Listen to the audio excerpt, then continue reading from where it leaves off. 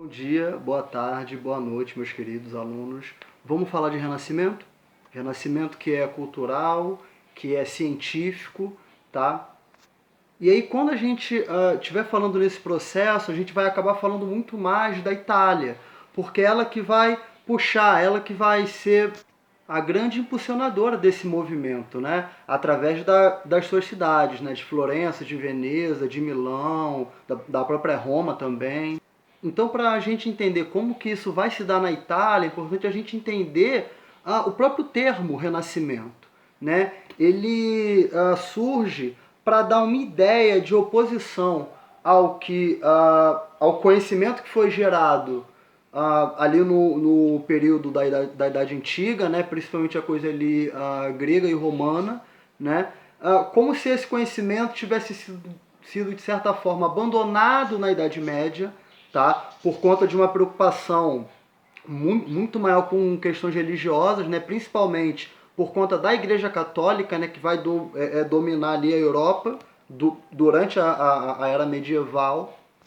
E aí o Renascimento, que inclusive é um termo empregado pelos próprios renascentistas, né? Que é para dar essa ideia de renascimento de tudo aquilo que foi desvalorizado e deixado de lado durante a Idade Média, tá? Ele era também uma forma de você supervalorizar esse movimento, tá? Para dar também uma ideia de que durante a Idade Média se abandonou tudo e agora a gente está renascendo, né, com toda essa cultura. Embora não fosse exatamente assim, não dá também para falar que todas as descobertas foram abandonadas na Idade Média. Pode não ter sido dado o prosseguimento que se deveria, porém as próprias experiências ali acumuladas durante a Idade Média vão ser também importantes, tá, para esse movimento que é o Renascimento. E aí, quando a gente está falando de Renascimento, a gente fala bastante da Itália, né? Muito mais do que das outras regiões europeias. Isso vai se dar porque mesmo durante a era medieval, mesmo durante o feudalismo ali muito forte na Europa, você tinha na Itália uma relação que era um pouco diferente. A Itália não deixa de ser comercial, ela não deixa de praticar o comércio com o Oriente. Assim como os mercadores também italianos não seguiam exatamente as ordens da Igreja Católica, que onde se condenava ao lucro, por exemplo, né? Onde se condenava ali o ganho ali de bens materiais, né? Então acabava que esses comerciantes italianos não respeitavam isso e seguiam lucrando e foram enriquecendo. Então, conforme você tem esse tipo de sociedade que vai se destacar em relação àquela Europa medieval, você tem ali inclusive cidades, tá? Onde como muitos comerciantes conseguiam enriquecer, você tinha até juridicamente, tá, uma certa igualdade entre os cidadãos, algo que não é próprio, tá, da Idade Média.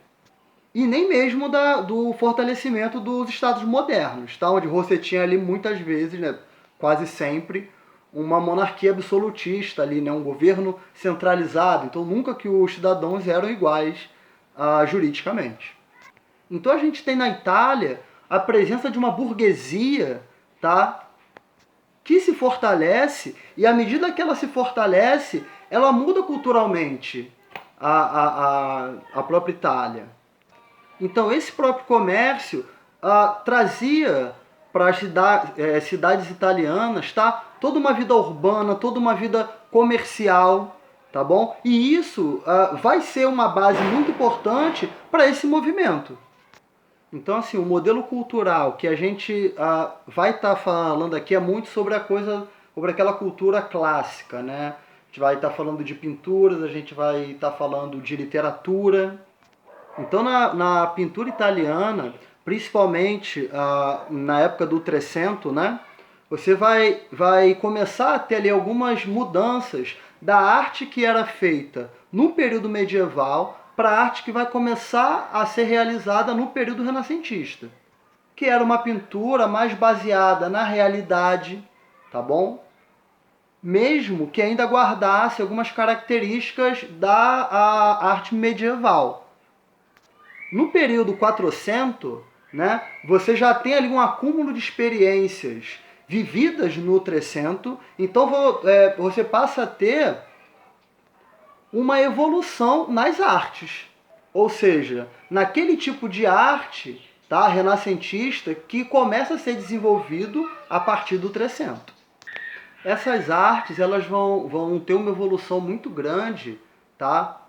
E vão chegar no seu apogeu no século XV, nesse período de 400 e também, digamos assim, nas primeiras décadas do século seguinte, né, do século XVI. Muito também por conta de uma figura, tá, que é a figura do mecenas. O que seria esse mecenas? Mecenas eram representantes de grandes famílias, né, ricas, que, por terem muita grana, acabavam financiando esses grandes artistas, esses pensadores renascentistas, que não vinham exatamente sempre de famílias abastadas. Talvez no começo, mas só que isso acaba se expandindo, tá? E como você tem uma urbanização muito forte nessas cidades italianas, acaba que esses artistas, esses pensadores, não vinham exatamente sempre de famílias ricas. Então eles precisavam ali desse mecenato, que era uma forma desses artistas estarem protegidos, tá? Tanto, enfim, no que diz respeito à sua integridade física, mas também protegidos financeiramente. Então esses artistas eles vão cada vez ficando mais independentes, porque eles passam a trabalhar em grandes projetos, eles passam a receber por grandes projetos. E aí uma mudança que a gente vai perceber entre os artistas também do Renascimento para os artistas medievais é que os artistas do Renascimento assinam as suas obras, tá? E isso vem na esteira, tá, de um individualismo, mas que não é no sentido pejorativo que a gente tem hoje, né, desse individualismo exacerbado que não pensa no outro, mas sim no individualismo de você pensar o indivíduo como, sabe, como algo diferente, como algo especial, né? Não somos todos iguais. Cada indivíduo tem suas especificidades e isso há de ser respeitado também. Para a gente entender melhor até esse individualismo renascentista, né, que não é uma coisa assim ruim, a gente tem que entender o humanismo.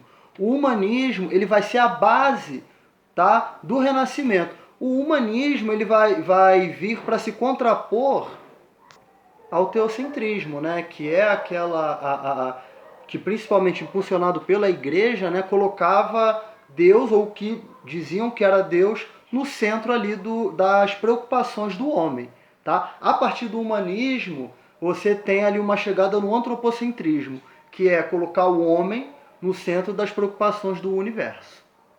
E aí, para a gente entender, tá, esse novo paradigma, tá, do humanismo, a gente tem que entender também o que era esse homem, tá, humanista, que era o homem que dominava todos os centros ali de saber, que dominava vários campos do saber. Então a gente tem, por exemplo, o Leonardo da Vinci, que a gente vai conhecê-lo por ser pintor, mas ele não era só pintor.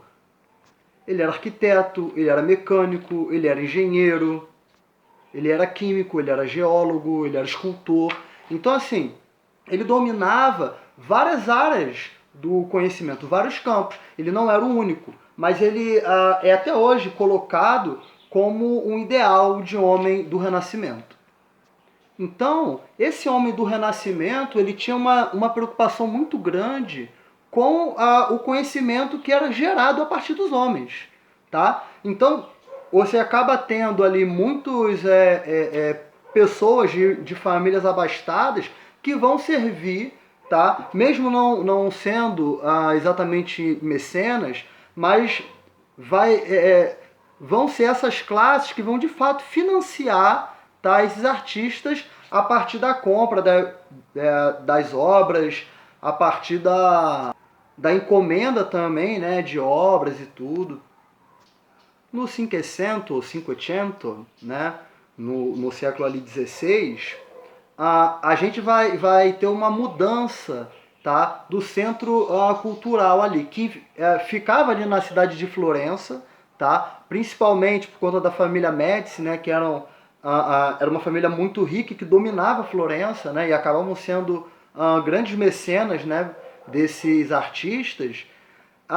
existiu ali uma rebelião, tá, popular contra esse poder, no qual um monge místico, tá, chamado Savonarola, ele vai tomar o poder em Florença, e aí ele vai assim, tudo aquilo que era valorizado em relação a artes e tudo, vai ser meio que abandonado e até mesmo proibido. Dessa forma, é Roma, tá, que vai ascender a condição de capital cultural, digamos assim.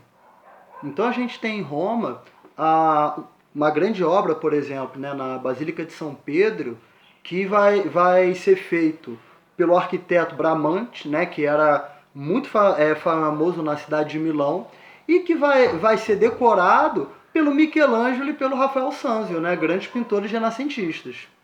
Outro ponto importante para a gente entender o Renascimento é a gente ver como foi a literatura nesse período, tá? Então, primeiro é importante a gente entender que houve uma evolução, tá? Na maneira de você imprimir, tá? Você tem ali a invenção das máquinas, né, de imprimir pelo Gutenberg, que é quem vai inventar a imprensa, né, o alemão Gutenberg. E isso vai facilitar a disseminação dessas obras. Obras essas que inclusive vão valorizar, tá, todo o conhecimento, todo esse novo caldo de cultura, tá, feito a partir do Renascimento. Então você tem, por exemplo, o Dante com a Divina Comédia. Tá?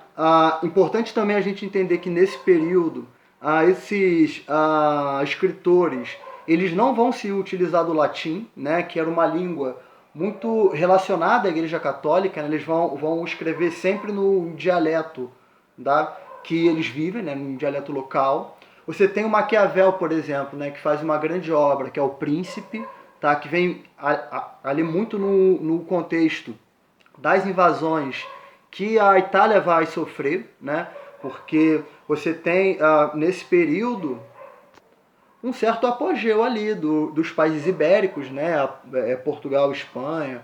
Você tem uma invasão que a Itália sofre pelos germânicos também.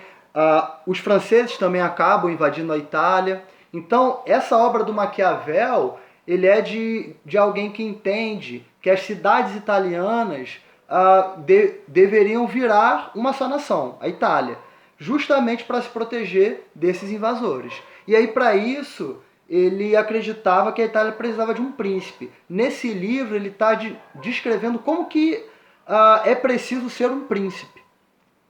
Como ele deve se relacionar com o poder. Ele diz, por exemplo, que não se pode deixar a igreja, né, tomar o Estado, mas sim que você tem que usar a igreja como um poder coercitivo, né, sobre a população. Né? Tem coisas que às vezes eu falo em sala de aula, né, que é muita coisa de você, quando tiver que fazer o mal, né, coisas ruins para o povo, você fazer tudo de uma vez e o bem você fazer aos pouquinhos. Outro ponto importante também a ser considerado sobre o Renascimento é o desenvolvimento científico. Tá? Você passa a ter novas descobertas, novos estudos que vão, inclusive, contestar a igreja, tá, em muitos pontos. Então, você tem, por exemplo, o Nicolau Copérnico, que vai identificar não a Terra como o centro do universo, como acreditava a igreja, mas sim que o Sol, tá, como centro, no qual os outros corpos celestes meio que giravam em torno dele, né? Algo que não é aceito na época. Tá? O próprio Nicolau tem que dar uns passos atrás nisso. Tendo então o pensador Giordano Bruno, ele se empolga com essas ideias, com esses estudos na realidade, né? E acabam desenvolvendo mais para descontentamento da igreja, que acabam matando na Inquisição. Ele é morto pela fogueira. Tá? Você tem também o Kepler, né, desenvolvendo esses estudos. O Galileu Galilei, que também tem que dizer publicamente, depois, né, por pressão da igreja, que aquilo tudo era uma mentira, que aquilo tudo era uma farsa. Né, e hoje duvido alguém. Hoje em dia, 2020, por mais que tenha gente que diga que a Terra é plana, você não tem ninguém que vai, né, confiável, que vai dizer que o Sol gira em torno da Terra, porque não é verdade, a Terra é que gira em torno do Sol. Então, da mesma forma que o período ali do século XVI vai representar o auge do renascimento cultural, você tem, após isso, a sua decadência, muito por conta das invasões que a Itália vai sofrer pelas potências europeias do período. Importante a gente também entender que esse renascimento cultural, tá? Embora a gente acabe se centralizando na Itália, ele não vai ocorrer só na Itália, tá? Ele vai ocorrer também em outras partes da Europa. Sendo que nos Países Baixos, né, a gente chama de Holanda, você acaba tendo também um grande desenvolvimento do Renascimento, muito por conta da característica daquela sociedade, que também era uma sociedade urbanizada, também era uma sociedade com um comércio bastante desenvolvido. Então, você também tem pintores importantes renascentistas na Holanda, você também tem uma literatura que é pujante, é importante, né? O Erasmo de Roterdã, por exemplo, né, com o Elogio da Loucura. A gente tem também na Espanha o Miguel de Cervantes, né, que dentre tantos livros, né, tem o Dom Quixote, né, como a sua obra máxima. Na Inglaterra você tem o Shakespeare, em Portugal você tem Camões, né? A França também vai viver um renascimento que é muito fruto da invasão à Itália, né, que vai inclusive influenciar na arquitetura das igrejas francesas, né? Eles vão finalmente abandonar ali uma arquitetura medieval, tá, para algo mais próximo ao que se fazia no Renascimento italiano. Então é isso, meus queridos. Espero que vocês aproveitem essa aula. Espero que vocês possam absorver as nossas explicações, ler bastante o livro, né? Que, enfim, a coisa aqui ainda está no começo, mas já está fluindo um pouco melhor, tá? Bons estudos a vocês. Muito obrigado.